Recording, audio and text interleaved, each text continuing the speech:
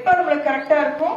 முந்தைய நாள் சாப்பிட்ட உணவு ப்ராப்பரா வெளியேறிட்டா அடுத்த நாள் காலையில நம்மளுக்கு பசி இருக்கும். அப்ப காத்தால எழுந்த உடனேயே நம்மளுக்கு என்ன ஆகணும்? வெளியேற்றங்கள் சரியா இருக்கணும். இந்த காலையில எழுந்திருச்சொன்னே நம்மளுக்கு வெளியேற்றம் சரியா இருக்கணும்னா முந்தைய நாள் இரவு சரியான நேரத்துக்கு நம்ம சாப்பிட்டு சரியான நேரத்துக்கு நம்ம தூங்கி இருக்கணும். நம்ம சரியான நேரம் எத்தனை மணிக்கு சாப்பிடுறோம்? எல்லாரும் 9 மணிக்கு சாப்பிடுறோம். ஆனா அந்த 9 மணிக்கு சாப்பிடுறது நமக்கு ஆரோக்கியமான விஷயம் கிடையாது. கொஞ்சம் சீக்கிரமா சாப்பிடணும். ஏன்னா நம்ம கொஞ்சம் சீக்கிரமா சாப்பிட்டா நம்மளுடைய வேலைகளையும் முடிச்சுட்டு கொஞ்சம் ஒரு 1.5 மணி நேரம் கேப் கிடைக்கும். நம்ம கொஞ்சம் நடப்போம், வீட்டுக்குள்ளேயே நடப்போம், ஏதோ ஒரு காரியகரமா நடந்து ஒரு 9:30 10 மணிக்குள்ள தூங்குவோம். நம்ம குடும்பத்தில் இருக்கவங்களை சார்ந்து நம்ம என்ன பண்ணுவோம்? அவங்க வெளியே போனவங்க வந்து சாப்பிடலாம், அவங்க வந்து சாப்பிட்டதுக்கு அப்புறம் அவங்களுக்கு பரிமாறிட்டு சாப்பிடலாம். இதெல்லாம் பெண்களுடைய இயற்கையான குணம். ஆனா பெண்கள் ஆரோக்கியமா இருந்தா தான் அந்த குடும்பமே ஆரோக்கியமா இருக்கும். அப்படித்தானே? ஒரு வீட்டுல ஒரு பெண்ணோட ஆரோக்கியத்தை சார்ந்துதான் அந்த குடும்பத்தோட ஆரோக்கியம். அந்த பெண் ஆரோக்கியமா இருக்கணும்னா என்ன பண்ணணும்? சரியான நேரத்துக்கு சாப்பிடணும். சோ 7:30 மணி அதிகபட்சம் 8 மணிக்குள்ள சாப்பிடணும். அதுக்கப்புறமா கொஞ்சம் ஃப்ரீயா நடக்கிறது, நம்மளுடைய வேலைகள் எல்லாம் மித்ததெல்லாம் முடிச்சுட்டு மனசு பரபரப்பு இல்லாம நைட் உறங்குறதுக்கு போகணும். தூக்கம் அப்பதான் வரும். ஒரு 1.5 மணி நேரம் ஆகும்போது நம்மளுடைய உணவு வயிற்று பகுதியிலிருந்து குடலுக்கு போயிடும். சாப்பிட்ட உணவு ஃபர்ஸ்ட் வயிற்றுக்கு தான் போகுது. வயிறு ஒரு பாத்திரம் மாதிரி. அங்க நம்ம சாம்பார் சாதம் கிடக்கும் இல்லையா, அந்த மாதிரி நம்ம சாப்பிடுற எல்லா உணவுகளும் கலக்கப்படுறது. அதுக்கப்புறம் குடலுக்கு போயிட்டு தான் அது ஜீரணம் அடையுது. அப்ப இந்த இடத்துல இருக்கிற உணவு இந்த குடலுக்கு போகணும்னா என்ன பண்ணணும்? நம்ம குறைஞ்சது 100 அடியாவது நடக்கணும். நம்ம லேட்டா சாப்பிட்டோம்னா என்ன பண்ணுவோம்? நம்மளுக்கு ரொம்ப டயர்ட் ஆயிடுது, அப்படியே உட்கார்ந்துடுவோம், அப்படியே மொபைல் போனை பார்ப்போம், அப்புறம் ரொம்ப சோர்வாயிடும். முடிஞ்சா எழுந்து போய் அந்த பக்கம் படுப்போம். வெயில் காலம் ஆயிடுச்சுன்னா இருக்கிற இடத்துல அப்படியே படுத்து தூங்கிடும். ஆனா அப்படி இருக்க கூடாது. நம்ம என்ன பண்ணணும்? கொஞ்சம் சீக்கிரமா சாப்பிடணும். கொஞ்சம் சீக்கிரமா சாப்பிட்டுட்டு மித்த வேலைகளை நடக்கிறது வீட்டுக்குள்ளேயே. வெளியே போய் நடக்க முடிஞ்சா நடங்க, இல்லைன்னா குறைஞ்சது உங்க வீட்டு கூட ஹால் இருக்கும் இல்லையா, அந்த ஹால்லையாவது கொஞ்ச நேரம் நீங்க நடந்துட்டு அப்புறமா தான் தூங்க போகணும். கண்டிப்பா உணவு சாப்பிட்டதுல இருந்து 1.5 மணி நேரம் பிறகுதான் தூங்கணும். அப்பதான் தூக்கமே வரும். நீங்க சாப்பிட்டு படுத்தீங்கன்னா உணவு இப்படி வரும் ரிவர்ஸ்ல, இங்க நெஞ்சு கிட்ட வந்துடும். நீங்க பிளாட்டா படுக்க முடியாது, ரொம்ப சிரமமா இருக்கு. இப்படி திரும்ப முடியாது, அப்படி திரும்ப முடியாது. நம்ம அப்படித்தானே இருக்கும். அப்படியெல்லாம் இருக்கக்கூடாது. சோ சீக்கிரம் சாப்பிடணும். சீக்கிரம் சாப்பிடுற உணவு நம்மளுக்கு சீக்கிரமா டைஜஸ்ட் ஆகும். அதே மாதிரி வயிறு முட்டை சாப்பிடக்கூடாது. ஃபுல்லா நம்மளுக்கு சாப்பிடுவோம். பெண்கள் மேக்சிமம் அப்படி சாப்பிட மாட்டீங்க. இருந்தாலும் நம்மளுக்கு பிடிச்சிருக்குன்னு சின்ன பிள்ளைங்க எல்லாம் கொஞ்சம் நல்லா சாப்பிடலாம்னு நினைப்பாங்க. ஆனா ரொம்ப டேஸ்டா இருந்தாலும் கடைசியா டேஸ்டுக்காக ஒரு தோசை சாப்பிடலாம், ஒரு இட்லி சாப்பிடலாம் நினைக்கும் போது ஓகே அது வேண்டாம். நைட் டைம்ல அவாய்ட் பண்ணுங்க.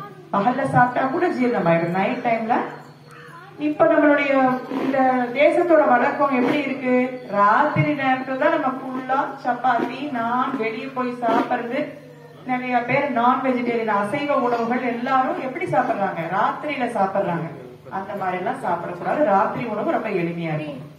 காலையில எழுந்திருச்சோன்னே அப்பதான் கம்ப்ளீட் டைஜஷன் ஆனாதான் நம்மளுக்கு கண்ணே நல்லா திறக்கிறதுக்கு பிடிக்கும். நம்ம உடம்பு அப்படி ஒரு மெக்கானிசம். எப்படி ஸ்விட்ச் ஆஃப் பண்ணோம்னு நம்மளுடைய கிரைண்டர் சுத்தினா எப்படி இருக்கும்? கொஞ்சம் சுத்தி நிக்கும். ஃபேன் எல்லாம் ஆஃப் பண்ணோம்னா என்ன பண்ணும்? மறுபடியும் ஒரு 4-5 சுத்தி தான் நிக்கும். அதனால நம்ம உடம்போட மெக்கானிசம் எப்படி கம்ப்ளீட்டா டைஜஷன் ஆகி முடிஞ்சாதான் அப்படியே கொஞ்சம் ரிலாக்ஸ் ஆகி நம்ம கண்கள் பளிச்சுன்னு திறக்க முடியும். எத்தனை பேருக்கு கண் எரிச்சல் இருக்கு? காலைல கண்ணே திறக்க முடியல.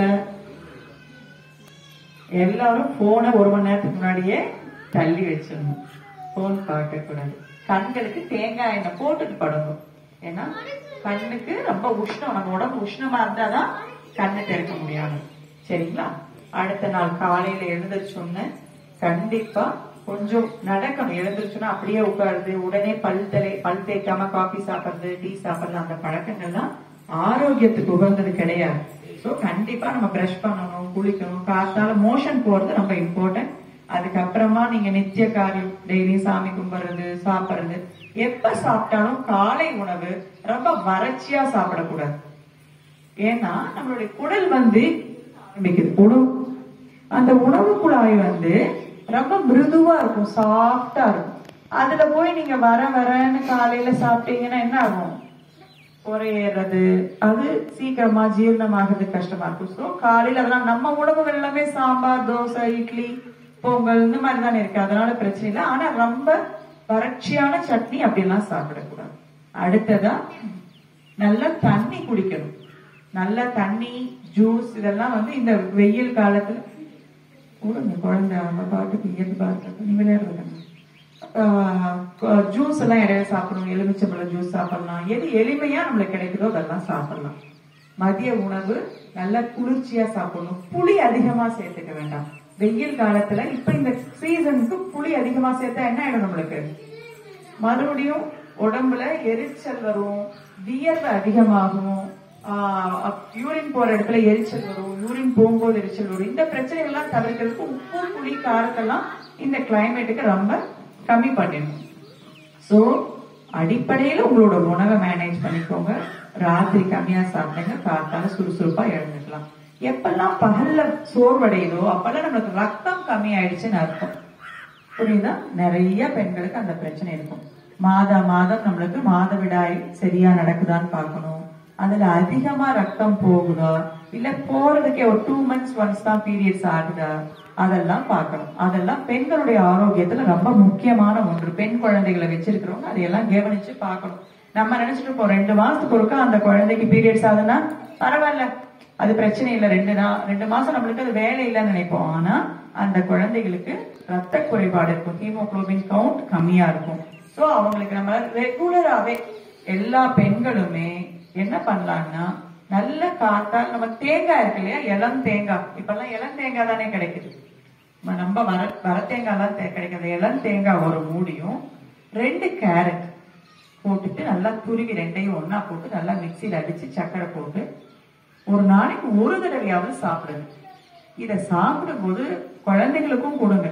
ஹீமோகுளோபினும் அதிகமாகும், அதே சமயம் கால்சியம் சத்து நம்ம உடம்புல இருக்கக்கூடிய எலும்புகளுக்கு அதெல்லாம் நல்ல எனர்ஜி கிடைக்கும். சின்ன குழந்தைகள்ல இருந்து பெரியவங்க வரைக்கும் அதை எல்லாருமே குடிக்கலாம். சோர்வடையுதுன்னு சொல்றோம் இல்லையா, நம்மளுக்கு அந்த நாள் ஃபுல்லா சோர்வா இருக்குன்னு, அதை ஒரு நீங்க 15 நாள் குடிச்சீங்கன்னா கண்டிப்பா உங்க சோர்வு போகும்.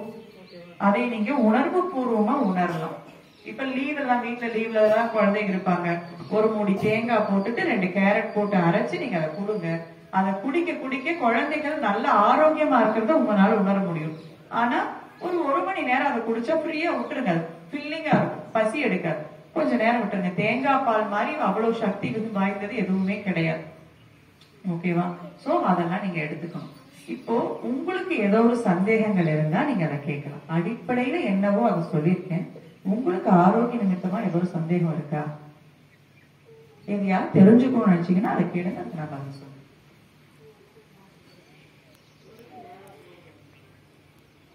நேரத்துல தூக்கம் வராததுக்கு ஒரு காரணம் ஒண்ணு, நம்மளுக்கு சோர்வுக்கு உடம்பு முடியாது இருக்கலாம், ரத்த குறைபாடு இருக்கலாம். இல்ல உங்களுடைய பிபி ஒரு முறை செக் பண்ணுங்க. சாப்பிட்டு இருக்கீங்களா, எவ்வளவு இருக்கு, மறுபடியும் உங்க மருத்துவர் அணுகுங்க. அதிகமாவே இருந்தா அந்த இது சரிப்படுத்தி கொடுப்பாங்க, அந்த டோசேஜ் சரிப்படுத்தி கொடுப்பாங்க. நீங்களும் ராத்திரி நேரத்துல கொஞ்சம் உடம்புக்கு குளிர்ச்சியா சாப்பிடுங்க. உப்பு காரம் புளிப்புகள் எல்லாம் கொஞ்சம் கம்மி பண்ணிக்கோங்க. இந்த யோக பயிற்சிகள் எல்லாம் செய்யும் போது நம்மள அறியாம நம்மளையே நம்ம சாந்தப்படுத்தி பழகதான் தூக்கம் வரும். ஆனா பிபி செக் பண்ணிக்கோங்க, உங்க மருத்துவர் அணுகி அதுக்கு சரியான தீர்வு காணுங்க. மறுபடியும் ஒரு மாசம் ஆகி உங்களுக்கு அப்படியே இருக்குன்னா கண்டிப்பா உங்க மருத்துவரோட நீங்க பேசி பார்க்கணும். சரிங்களா? சொல்லுங்க.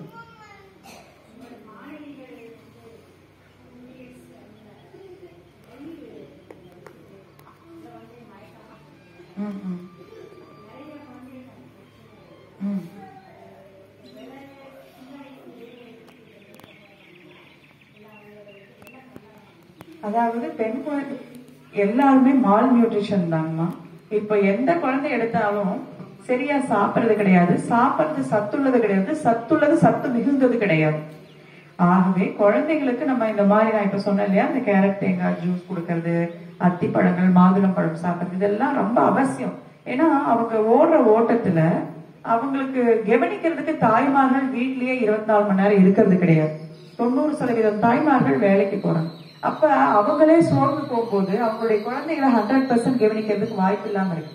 சோ நம்ம குழந்தைகளுக்கு தான் என்ன சொல்லணும்னா, ரெகுலரா நல்லா சாப்பிட்டு பழகணும். ஆகாரம் பிரதானம். ஆகாரம் சரியா இருந்தா மட்டும்தான் நம்மளுடைய அவயவங்கள் எல்லாம் நல்ல இயக்கம் இருக்கும். அதனால கண்டிப்பா ஆகாரத்துல கவனம் வைக்க சொல்லுங்க. அதே மாதிரி இம்ப்ராப்பர் ஃபுட்டே முக்கியமான காரணம் அந்த வயிறு வலி வர்றதுக்கு. நிறைய வாயு பதார்த்தங்கள் சாப்பிடுறது, உருளைக்கிழங்கு சாப்பிடுறது, சிப்ஸ் சாப்பிடுறாங்க, பரோட்டா சாப்பிடுறாங்க, மைதா ப்ராடக்ட் சாப்பிடுறாங்க, ஸ்நாக்ஸ் எல்லாமே பாருங்க, பப்ஸ், அப்புறம் பீஸா, பர்கர், என்னென்னமோ புதுசு புதுசா வருது, எல்லாமே மைதா பேஸ். அதை சாப்பிட சாப்பிட வயிறு உப்புசமும் அதனால ஜீரண குறைபாடுகளும் ஏற்படுது. சாப்பிட்டுட்டு குழந்தைங்க நல்லா நடக்கிறது கிடையாது. நடக்காதனால அது அங்கங்க ஸ்டிக்கி ஆயிடுது. நம்முடைய குடல் பாத்தீங்கன்னா இப்படி வளைஞ்சு வளைஞ்சுதான் இருக்கும். இந்த உணவு பதார்த்தங்கள் ஒரு பகுதியிலிருந்து இன்னொரு செக்மெண்ட் இப்படி வளைஞ்சு வளைஞ்சு போய் தான் கம்ப்ளீட்டா டைஜஷன் நடந்து வெளியேற்றம் நடக்கணும்.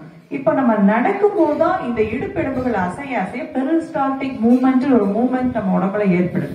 அப்பதான் அந்த உணவு நம்ம ஜீரணமாகிறதுக்கு ஒரு செக்மெண்ட்ல இருந்து ஒரு பகுதியில இருந்து அடுத்த பகுதிக்கு பாம்பு மாதிரி இப்படி வளைஞ்சு வளைஞ்சு, புழு இருக்கு இல்லையா, புழு எப்படி வளைஞ்சு வளைஞ்சிருக்கு அப்படிதான் நம்மளுடைய குடலோட அமைப்பு இருக்கும். சோ அப்படி போகாம இப்ப சாப்பிடுவாங்க குழந்தைங்க, அசையவே மாட்டாங்க. அப்புறம் அசைஞ்சு இங்க இருந்து அங்க போய் அங்க உட்கார்ந்துருவாங்க. அப்புறம் அங்கேயும் 1 மணி நேரம் இருப்பாங்க. டக் டக்கு மூவ் ஆகுறது இல்லை. அதனால என்ன ஆகுது, அந்த செக்மெண்ட் ஒரு செக்மெண்ட்ல இருந்து இன்னொரு செக்மெண்ட் மூவ் ஆகி அப்படியே ஸ்டாக்னண்டா ரொம்ப நேரம் இருக்கு. அதனால அங்க ஒரு வாயு கிரியேட் ஆகுது. இப்போ ஒரு தக்காளி இருக்கு, அந்த தக்காளி இப்படி வச்சிருக்கோம், அது கீழே விழுந்துடுச்சு. நல்ல தக்காளி தான் கீழே விழுந்துருச்சு. அது என்ன ஆகும், ஒரு சின்ன கீரல் மாதிரி விழும். நம்ம என்ன பண்ணுவோம், கீரல் விழுந்த தக்காளி எடுத்து திருப்பி மேல வச்சிடறோம். ஒரு நாள் விட்டுருங்க, 2வது நாள் விட்டுருங்க, 3வது நாள் அது எப்படி இருக்கும், நம்ம அந்த தக்காளி எந்த மூலையில ஒழிச்சு வச்சாலும் நம்ம போய் கரெக்டா எடுத்துருவோம் இல்லைங்களா? அது போலதான் நம்ம உணவும் கரெக்டா மூவ்மெண்ட் ஆகாம அப்படியே நின்னா என்ன ஆகும், ஒரு தக்காளிக்கே இப்படி வாசம் வருது, நம்ம சாப்பிடுற அத்தனை உணவு உள்ள போய் அப்படியே நின்னா எப்படி இருக்கும், அது ஃபுல்லா தூஷிதமாயி அது டாக்ஸின்ஸா மாறி அந்த வாயு சரியா வெளியேறாம நிறைய குழந்தைகளுக்கு 90% குழந்தைகளுக்கு மலச்சிக்கல் இருக்கு, வெளியவே சொல்ல மாட்டாங்க. பாத்ரூம்குள்ள போனா 20 நிமிஷம் 30 நிமிஷம். குழந்தைங்க ஸ்கூலுக்கு போவாங்களா இல்ல படிப்பாங்களா இல்ல இப்படி ரெடி ஆகிறதுக்கே டைம் ஆவாங்களா? சோ தாய்மார்களுடைய ஆரோக்கியம் எதுக்காக பேசுறோம்னா, அவங்க ஆரோக்கியமா இருந்தா தான் அவங்க குடும்பத்துல குழந்தையோ கணவனோ ஆரோக்கியமா இருக்காங்களா இல்லையான்னு கவனிப்பாங்க. நம்ம நல்லா இருந்தா தானே நம்மளை சுத்தி இருக்கிறவங்க நம்ம பார்ப்போம். நமக்கே முடியலன்னு இருக்கும்போது நம்ம யாரையுமே கவனிக்க முடியாது. சோ உங்களுடைய ஆரோக்கியம் தான் ரொம்ப முக்கியம். நீங்க ஆரோக்கியமா இருந்தா உங்க குடும்பம், உங்களை சார்ந்தவர்கள், உங்களுடைய பெற்றோர்களாகட்டும், உங்களுடைய மாமனார் மாமியார் ஆகட்டும், உங்களுடைய சகோதர சகோதரிகளாகட்டும், அவங்க எல்லாரும் நல்லா இருப்பாங்க. சோ முதல் நம்மளுடைய ஆரோக்கியம் ரொம்ப இம்பார்ட்டன்ட்ங்கிறத நீங்க எல்லாம் புரிஞ்சுக்கணும். ஒரு வீட்டுல ஒரு பெண் ஆரோக்கியமாக இருந்தால் அந்த குடும்பம் ஆரோக்கியமாக இருக்கும். அந்த குடும்பம் ஆரோக்கியமாக இருக்கும் போதுதான் நம்ம மத்தவங்களை எல்லாம் சிந்திப்போம், நம்ம தேசமே ஆரோக்கியமா இருக்கும். சோ இந்த பாரத தேசம் ஆரோக்கியமா இருக்கிறது யார் கையில இருக்கு? ஆமா, நம்ம ஒவ்வொருத்தருக்கிட்டையும் இருக்கு. நம்ம ஒவ்வொருத்தரும் உடம்பு முடியாம போய் அப்புறம் ரொம்ப வீக் ஆகி ஒரு ஹாஸ்பிட்டல் போறோம். எந்த ஹாஸ்பிட்டல் போனா நம்ம எப்படி இருக்கோம், அடுத்தடுத்து இந்த சிகிச்சை பண்ணோம் அந்த சிகிச்சை, அப்படியே ஓட்டமா ஓடிக்கிட்டு இருக்கு. பயம், இங்க போனா என்ன நடக்கும் என்ன ஆயிடும், அப்படிதான் நம்ம பயந்துட்டு போயிட்டு இருக்கோம். நம்ம முடிஞ்ச அளவுக்கு ஆரோக்கியமா வச்சுக்கிட்டோம்னா நம்ம எங்கேயும் போக வேண்டியது வராது. அதுக்காக ஒரு பிரச்சனை வந்ததுக்கு அப்புறம் மருத்துவமனை போகாம இருக்கிறது மிகவும் தப்பு. ஒரு பிரச்சனை வந்துருச்சுன்னா உடனே மருத்துவ ஆலோசனை பெறணும். நம்மளே சிகிச்சை பண்ணிக்கலாம், நம்மளே அதை பார்த்துக்கலாம் எல்லாம் இருக்கக்கூடாது. அது என்னவோ அதை நீங்க பண்ணணும். ஆனா உங்களுடைய ஆரோக்கியத்தை நீங்க டெய்லியும் எப்படி எடுத்துக்கலாம், என்னென்னலாம் எடுத்துட்டா கொஞ்சம் ஆரோக்கியமா இருக்கலாம் அப்படின்னா, உங்களுடைய சமையல்ல கண்டிப்பா இஞ்சி சேர்க்கணும். ஆனா எல்லாமே அளவு. நான் இப்ப சொன்னேங்கிறதுக்காக 3 வேளை இவ்வளவு பெரிய இஞ்சி போட்டீங்கன்னா, 1 இன்ச் இஞ்சி போட்டீங்கன்னா வீட்டுல இருக்கவங்க எல்லாருக்கும் வயிறு எரிச்சலும் அல்சரும் வந்துடும். சோ ஒரு வேளை உணவுல ஒரு இவ்வளவு இஞ்சி போடுங்க. அப்புறம் ஒரு 4 பல் பூண்டு, 4 பூண்டுகள், அதாவது 4 முழுசா இல்ல, 4 பற்கள்னு சொல்லுவோம் இல்லையா, 4 பல் பூண்டு சேர்த்துக்கோங்க. அதுக்கப்புறமா உங்களுடைய கருவேப்பிலை, கொத்தமல்லி, சின்ன வெங்காயம், இது எல்லாமே நம்மளுடைய பெரிய முன்னோர்கள் உணவை அழகா கொடுத்திருக்காங்க. நீங்க ஒரு உணவு செய்யும் போது, நம்ம கோவை மக்கள் உப்புமா தானே ரொம்ப அதிகமா செய்வோம். இந்த உப்புமாவை நீங்க சென்னையில எல்லாம் பாத்தீங்கன்னா, நான் ஒரு 20 வருஷத்துக்கு முன்னாடி படிக்கும் போது அங்க கோதுமை ரவை உப்புமானா என்னன்னே தெரியாது. ஆனா நம்ம வந்து விசேஷங்கள்லயே ஒரு பிரதான உணவா இங்க கோதுமை ரவை உப்புமா இருக்கும். அந்த கோதுமை ரவை உப்புமா செய்யும்போது என்ன பண்ணுவாங்க, இஞ்சி கண்டிப்பா போடுவாங்க ஜீரணத்துக்கு. சோ நம்ம பெரியவங்க இது வந்து சாமானியமா சொல்றேன். நம்மளுடைய பந்தி பரிமாற்றம் எப்படி இருக்கும், முதல்ல உப்பருப்பு நெய், அப்புறம் சாம்பார், ரசம், பாயசம். எதுக்காக அங்க பாயசத்தை வைக்கணும், முதல்ல எடுத்துனே பாயசத்தை நம்ம குடிச்சிடலாம், இல்ல கடைசியில குடிக்கலாம். ரெண்டுமே பண்ற வேண்டிய அவசியம் தான். முதல்ல இனிப்பு சாப்பிடணும், கடைசியாவும் இனிப்பு சாப்பிடணும். ஆனா ஏன் ரசத்துக்கு நடுவில் பாயசத்தை வச்சாங்க, ரசம் வந்து புளிப்பு பிரதானம். புளிப்பு சாப்பிட்ட உடனே பால் சம்பந்தப்பட்டது சாப்பிடக்கூடாது, தயிர் சாப்பிடக்கூடாது. அதுக்காகத்தான் நடுவுல பாயசம் இனிப்பு சாப்பிடுற மாதிரி வச்சிருக்காங்க. சோ நம்மளுடைய உணவு ரொம்ப அற்புதமா நம்ம பெரியவர்கள் வடிவமைச்சிருக்காங்க. அதை நம்ம என்ன பண்ணணும், அதை கடைபிடிக்கணும். நம்ம வீட்டுல நம்ம இப்ப என்ன செய்யறோம், ஒண்ணு சாம்பார் செஞ்சா ரசம் பண்றதில்ல, ரசம் பண்ணா காய் பண்றதில்ல, அப்படி போதும். அப்படி கிடையாது. கண்டிப்பா குழந்தைகளுக்கு தினமும் காய் கொடுக்கணும், பொரியல் சாப்பிட்டு பழக்கணும். அதுலயும் வெண்பூசணி போன்ற அற்புதமான காய்கறிகள் செஞ்சு கொடுக்கணும். வெண்பூசணி எல்லாம் ஆன்டி ஆக்சிடென்ட், நம்ம உடம்புல நிறைய கெட்டது, நான் சொன்னேன் இந்த விஷத்தன்மை வந்துடும் இந்த சாப்பிட்டு இருக்கிறது, அதெல்லாம் போக்கக்கூடியது. பெரிய நெல்லிக்காய் இருக்கு இல்லைங்களா, பெரிய நெல்லிக்காய் நிறைய சமையல்ல சேர்த்துக்கணும். இதெல்லாம் வந்து நம்ம உடம்ப பியூரிஃபை பண்ணி கொடுக்கும். எப்படி நம்ம ஒரு பாத்திரம், இப்போ ஒரு பாத்திரம் இருக்கு, டீ போட்டுட்டே இருக்கீங்க, டீ போட்டு அது என்ன ஆயிடும், அப்புறம் அதை என்ன பண்ணும், சுரண்டி தேய்ச்சி விளம்பரமா. அது போல நம்ம சாப்பிடக்கூடிய இஞ்சி, பெரிய நெல்லிக்காய், வெண்பூசணி எல்லாம் என்ன பண்ணும், நம்ம குடல்ல இருக்கிற வேஸ்ட் எல்லாம் ஸ்கிராச் அவுட் பண்ணி எல்லாத்தையும் அலசி எடுத்து வெளியே கொண்டு வந்துடும். சோ நம்ம வெண்பூசணி பிரதானமான உணவா இல்லையா நம்மளுக்கு. ஏன் கல்யாண பூசணி சொல்றோம், கல்யாண வீடுகள்ல ஏன் அதை போடுறோம், அதுல இப்ப நம்ம இந்த இடத்துல நல்ல காற்று இருக்கு, நல்ல காற்றோட்டமான சூழ்நிலை, நல்ல ஆக்சிஜன் நம்மளுக்கு கிடைக்குது. வெண்பூசணியில நம்ம காற்றே இல்லாத பகுதியில் அதை சாப்பிட்டாலும் நம்மளுக்கு ஆக்சிஜன் நம்ம உடம்புலயே அது உற்பத்தி பண்ணி கொடுக்குது. ஆக்சிஜன் சிலிண்டர் வைக்கிற மாதிரி வெண்பூசணி சாப்பிட்டா உள்ள நம்ம ஹிருதயத்துக்கும் நம்மளுடைய நுரையீரலுக்கும் ஆக்சிஜன் கிடைக்குது. அதனால நம்ம வெண்பூசணி வந்து பெரிய விசேஷங்கள்ல அதே போல அந்த ஒரு இனிப்பு சுவையோட அதை கொடுக்கும் போது நம்ம எல்லாருக்கும் அந்த மூச்சு திணறலோ ஒரு அந்த கஷ்டம் இல்லாம எல்லாரும் சுகமா இருக்கிறதுக்காக, அந்த ஹிருதயம் மகிழ்ச்சியா இருக்கிறதுக்காக நம்ம இனிப்பு சாப்பிட்டா நம்ம ஹிருதயம் ரொம்ப ஆனந்தமா இருக்கும்.